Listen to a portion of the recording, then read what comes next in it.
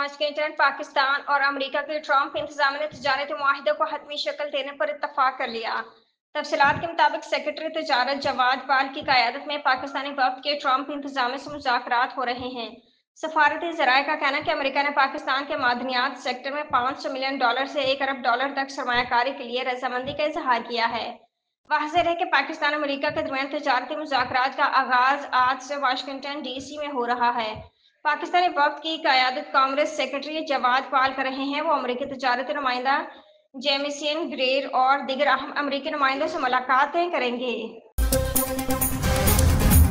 बाजोड़ फाटक मेला के करीब धमाके के नतीजे में असिस्टेंट कमिश्नर नवागई समेत 4 अफराद शहीद हो गए। तफसीलात के मुताबिक बाजोड़ में अफसोसनाक वाकया पेश आया, जहां तहसील खार में सदीकाबाद फाटक के करीब बम धमाका हुआ, जिसके नतीजे में असिस्टेंट कमिश्नर नवागई समेत 4 अफराद शहीद हो गए, जबकि मुतादिद अफराद के जख्मी होने की इतलात हैं।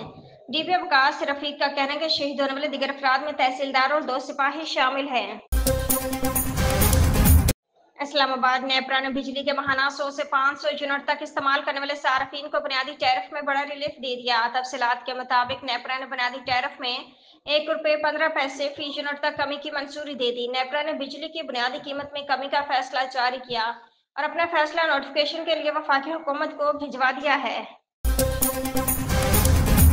इस्लामाबाद इलेक्शन कमीशन ने सुप्रीम कोर्ट के नजरसानी अपीलों पर फैसले के बाद मखसूस नशिस्तों की बहाली का नोटिफिकेशन जारी करते हुए मुअत्तल अराकीन की रुकनीत बहाल कर दी।